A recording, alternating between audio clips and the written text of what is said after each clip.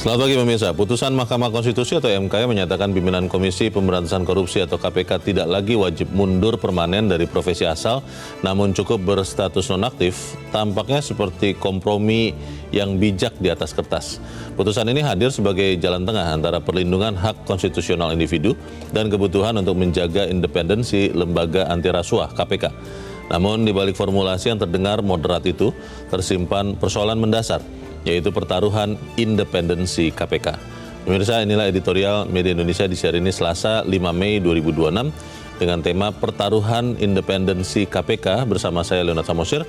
Anda semua para pemirsa juga bisa ikut menyatakan pendapat Anda nanti dengan menelepon nomor 021 583 99 100. Dan pemirsa, pagi ini telah hadir bersama saya Ketua Dewan Redaksi Media Group, Elman Saragih. Bang Elman, selamat pagi. Pagi, Bung Leo. Sehat ya Bang? Sehat. Independen juga Bang? Ini kita bicara soal KPK yang menariknya setelah putusan MK, akhirnya orang jadi bertanya bagaimana kemudian dengan keutuhan dari KPK, karena memang kan sumber penyidik KPK bisa dari berbagai lembaga. Pertanyaannya Bang, apakah sesuatu yang diputuskan ke MK ini akan bisa membuat KPK semakin independen atau seperti apa? Pesan editorial Bang? Ya, memang apakah putusan itu akan membuat KPK makin independen? Ya, berpulang kepada KPK-nya. KPK-nya sendiri ya? KPK sendiri. Jadi memang tidak tergantung kepada instansi lain kan begitu kan? Iya. Memang itu jadi soal ketika katakanlah pimpinan KPK, pegawai KPK itu masih banyak rekrutmen dari atau dipinjam lah istilahnya gitu. Oh, pinjam ya? Pinjam dari instansi lain. Iya. Sehingga memang masyarakat juga sering nggak percaya. Apa iya kalau katakanlah misalnya KPK sedang mengusut perkara yang bersinggungan dengan lembaga asal? Dengan lembaga asal misalnya. Oh. Apakah independensi KPK tetap terjaga gitu kan? Iya. Dan masyarakat seringkali langsung memponis, pasti enggak katanya kan itu kan. Ya biasanya begitu sih. Ya belum tentu juga kan. Belum tentu, tapi juga. Susah lah minimal. Susah, nah ini. Untuk punya dua loyalitas. Dan ketika trust ini tidak ada, disitulah masyarakat ragu tentang marwah daripada KPK ini. Masyarakat ragu, apa iya KPK masih lembaga independen yang memang mau siap memberantas korupsi dimanapun. Iya. Nah, jadi, tapi ketika MK memutuskan bahwa katakanlah ada pejabat yang dari instansi asal pindah ke KPK, nah tidak perlu mundur kan? Iya. Hanya nonaktif. Pertanyaannya memang apakah ketika dia dinonaktifkan loyalitasnya langsung full ke kepada KPK dan melupakan institusi asal. Asalnya. Ini soal besar. Iya. Dan inilah mungkin juga mengapa masyarakat tidak yakin KPK ini mampu untuk memberantas korupsi. Solusinya apa? Kita akan bahas itu Bang Elman dan pemirsa. Nilai editorial Media Indonesia untuk hari ini Selasa 5 Mei 2026, pertaruhan independensi KPK.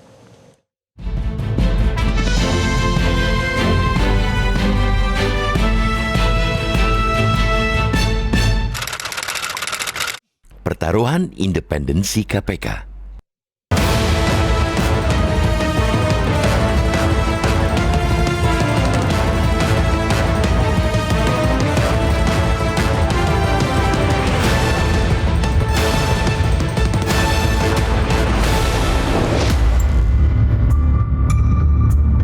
Putusan Mahkamah Konstitusi MK yang menyatakan pimpinan Komisi Pemberantasan Korupsi KPK tidak lagi wajib mundur permanen dari profesi asal, tetapi cukup berstatus nonaktif, tampak seperti kompromi yang bijak di atas kertas. Putusan ini hadir sebagai jalan tengah antara perlindungan hak konstitusional individu dan kebutuhan menjaga independensi lembaga anti rasuah. Namun, di balik formulasi yang terdengar moderat itu tersimpan persoalan mendasar, yakni pertaruhan independensi KPK. MK melalui tafsir barunya terhadap pasal 29 huruf I dan huruf J Undang-Undang Nomor 19 Tahun 2019 mencoba menggeser makna melepaskan menjadi nonaktif. Perubahan ini bukan sekadar teknis bahasa hukum, melainkan pergeseran paradigma. Jabatan pimpinan KPK tidak lagi diposisikan sebagai titik putus total dari afiliasi sebelumnya, tetapi hanya sebagai jeda administratif. Disinilah persoalan itu bermula, yakni potensi hadirnya loyalitas ganda yang membuka celah intervensi terhadap KPK. Melihat perjalanan KPK selama ini yang kerap harus berhadapan dengan bandul kekuasaan yang kompleks dan berlapis, risiko tergerusnya independensi KPK ini jelas mengkhawatirkan upaya pemberantasan korupsi itu sendiri. Sejarah mencatat tekanan-tekanan eksternal baik yang datang dari institusi negara, elit politik maupun cabang kekuasaan lainnya telah berulang kali mengguncang fondasi independensi KPK. Menambahkan satu lapis lagi berupa ikatan profesi yang belum sepenuhnya diputus hanya akan memperberat beban yang sudah sangat berat itu. Konsekuensinya jelas. Ketika perkara yang ditangani KPK bersinggungan dengan institusi asal, bayang-bayang konflik kepentingan akan selalu hadir. Bahkan jika tidak terjadi intervensi nyata, persepsi publik terhadap potensi intervensi itu sendiri sudah cukup untuk merusak kepercayaan. Padahal, bagi KPK, kepercayaan publik bukan sekadar aset tambahan, melainkan fondasi utama. Jika masyarakat melihat bahwa pimpinan KPK masih terhubung, meski secara nonaktif dengan institusi asalnya, maka kepercayaan publik akan mengalami erosi yang pelan tapi pasti. Dan dalam pemberantasan korupsi, kepercayaan publik bukan aksesori. Hal itu adalah bahan bakar utama yang menggerakkan seluruh mesin kerja lembaga itu. Putusan MK seolah menempatkan integritas pimpinan KPK ke depan sebagai benteng utama. Padahal dalam desain kelembagaan modern, sistem seharusnya dibangun untuk meminimalkan ketergantungan pada moral personal semata. Mengandalkan integritas tanpa memperkuat struktur pengamanan justru membuka risiko yang lebih besar. Sebab bahkan individu paling berintegritas pun tidak kebal terhadap tekanan, apalagi dalam sistem yang ambigu. Karena itu, penguatan pengawasan internal menjadi keniscayaan yang tidak bisa ditawar. Dewan Pengawas Dewas KPK harus melampaui peran administratif yang selama ini cenderung pasif. Pengawasan tidak cukup dilakukan setelah pelanggaran terjadi, tetapi harus bergerak proaktif sejak tahap potensi konflik kepentingan mulai terdeteksi. Dewan harus dipersenjatai dengan instrumen yang jelas untuk memetakan relasi afiliasi pimpinan, menetapkan batasan yang tegas dalam penanganan perkara, serta memastikan tidak ada satupun keputusan strategis yang terkontaminasi oleh kepentingan institusi asal. Selain itu, reformasi rekrutmen menjadi agenda yang tidak kalah mendesak. KPK perlu membangun sistem rekrutmen yang benar-benar independen, transparan, dan berbasis meritokrasi penuh.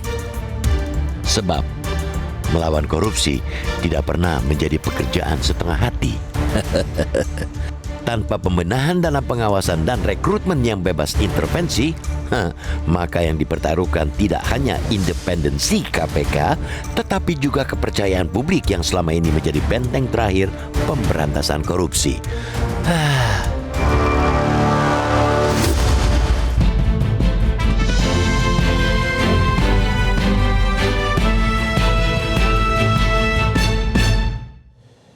Di bagian berikut Anda bisa menyatakan pendapat Anda, pemirsa. Untuk saat ini tetaplah bersama kami.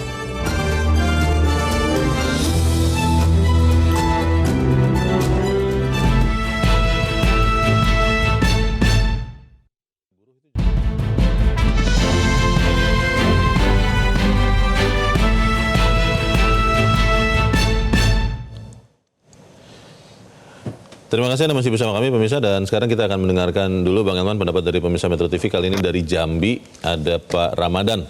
Pak Ramadan, selamat pagi. Selamat pagi Pak Alio. Assalamualaikum Metro TV. Waalaikumsalam. Pak Alio dan Pak Herman. Iya.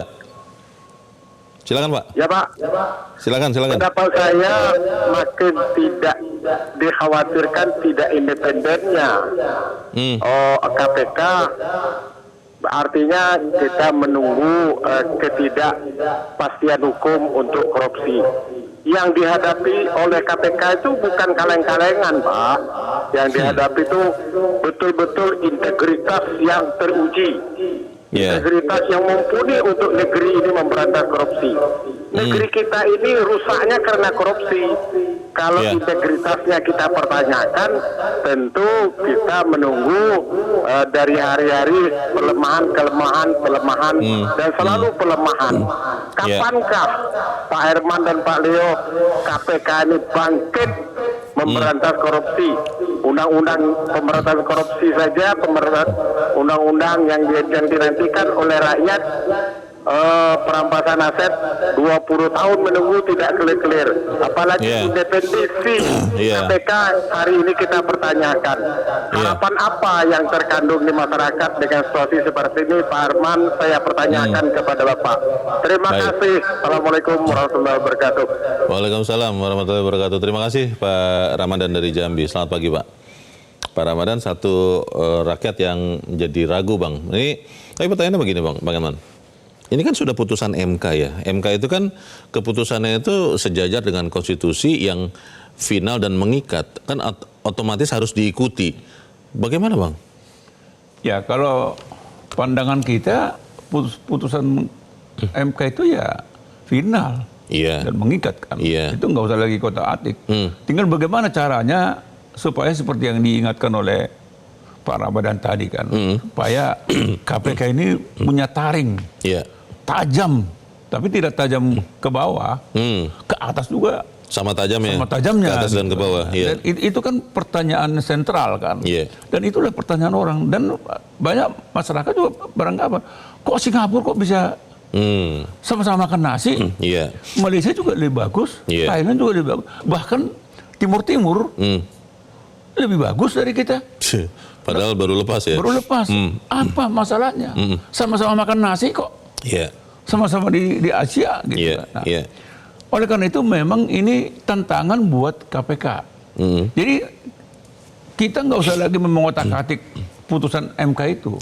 Sekarang apa yang harus dilakukan? Nah, caranya memang satu-satunya yang mungkin bisa diterapkan untuk mengembalikan marwah KPK ini yaitu rekrutmen untuk pimpinan KPK dan pegawai KPK itu harus mengutamakan dari jalur independen. Jalur independen. Jadi misalnya katakan kan pimpinan KPK itu semua tidak lagi tergantung daripada instansi asal. Apakah dari kepolisian, apakah dari kejaksaan, apakah dari BPKP atau dari mana. Jadi murni dicetak, direkrut dari KPK.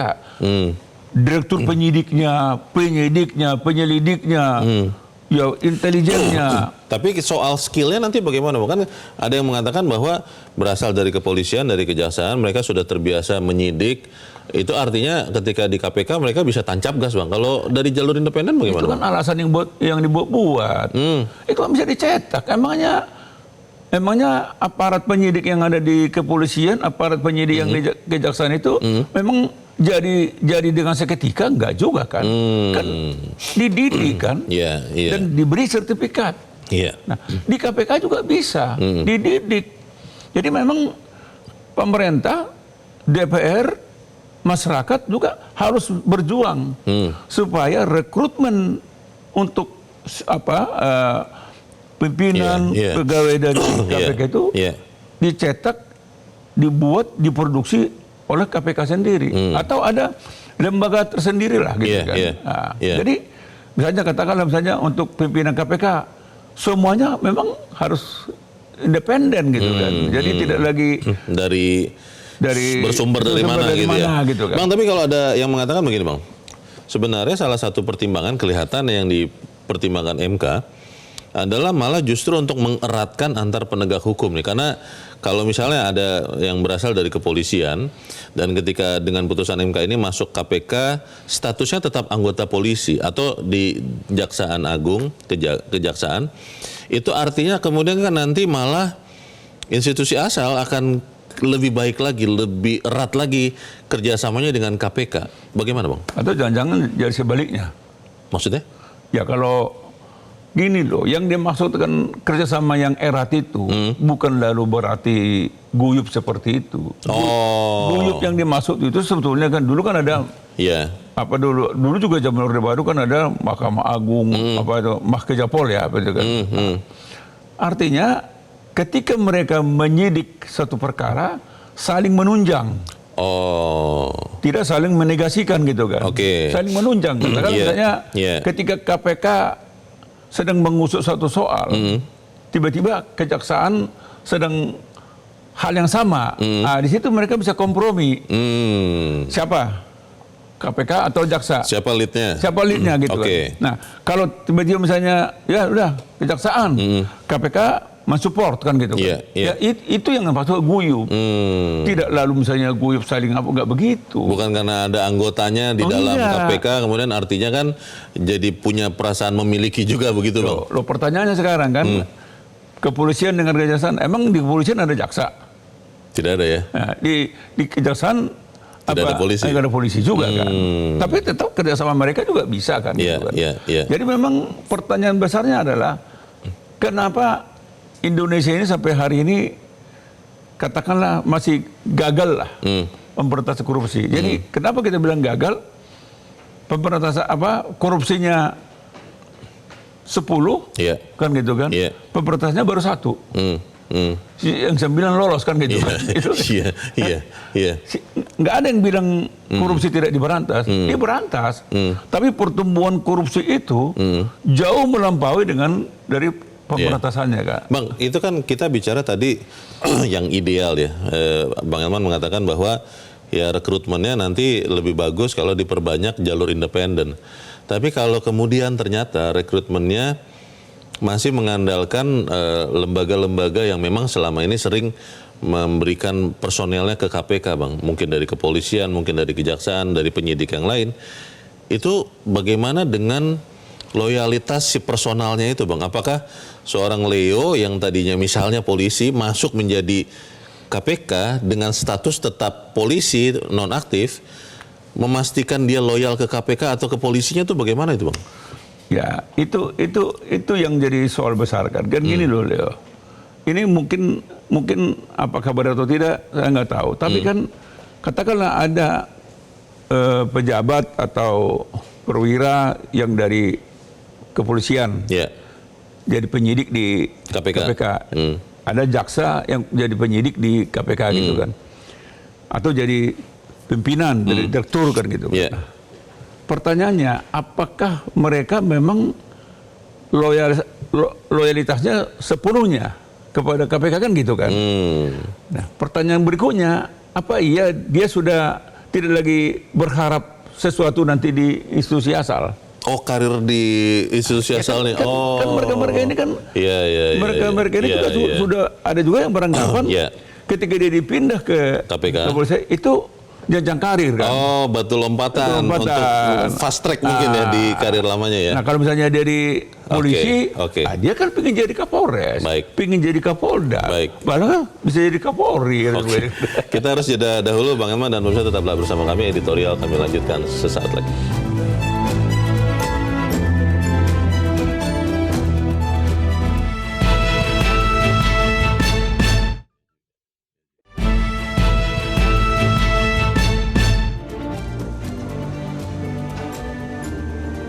Terima kasih Anda masih bersama kami dan kita ada di bagian akhir diskusi kita pagi ini. Bang Elman, ini sudah putusan MK kita harus ikuti. Bagaimana kita sebagai anggota masyarakat, Bang, bisa mendorong kepada KPK-nya sendiri untuk kemudian meningkatkan kepercayaan masyarakat kepada KPK, meskipun putusan MK tadi mengatakan bahwa lembaga asal itu bisa mengirimkan personel ke KPK dalam kondisi dia nonaktif saja, bukannya keluar dari lembaga asal ya, Bang? Ya, memang sementara ini kan tidak mudah ya kan. Karena faktanya juga di KPK itu kan berbagai asal instansinya kan ada kan gitu kan. Itu kan fakta kan. Betul. Nah, dan KPK tidak bisa berbuat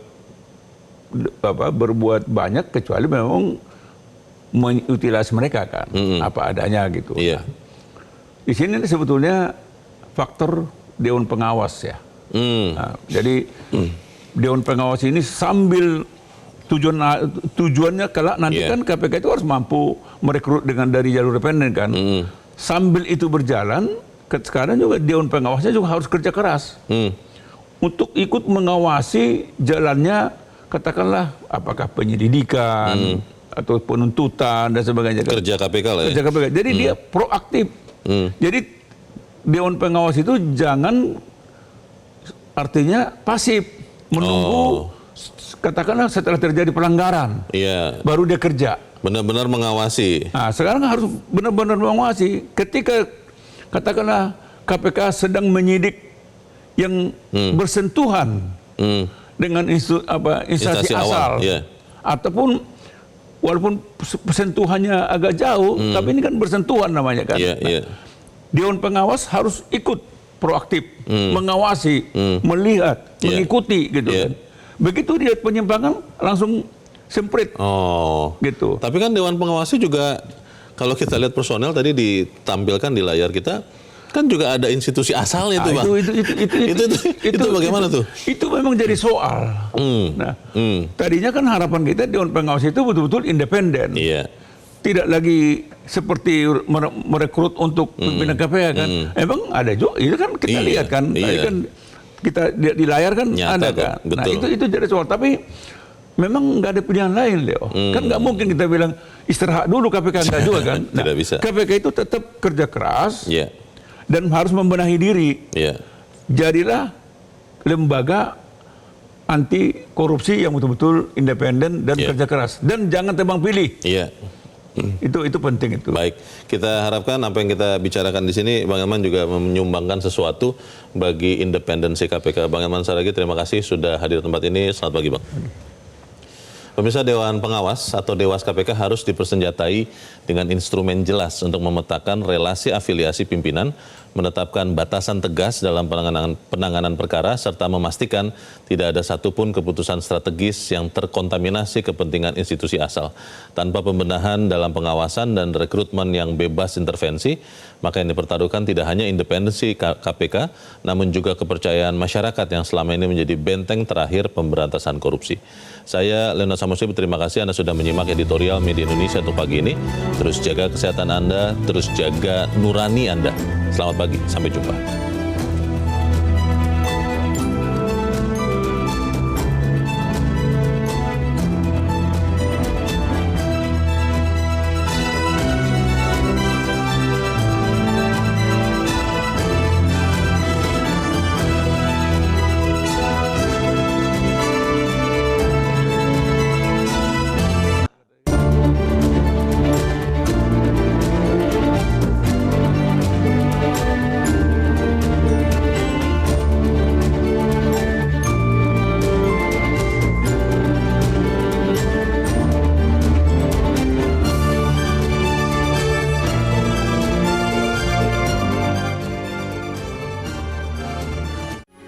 Metro TV.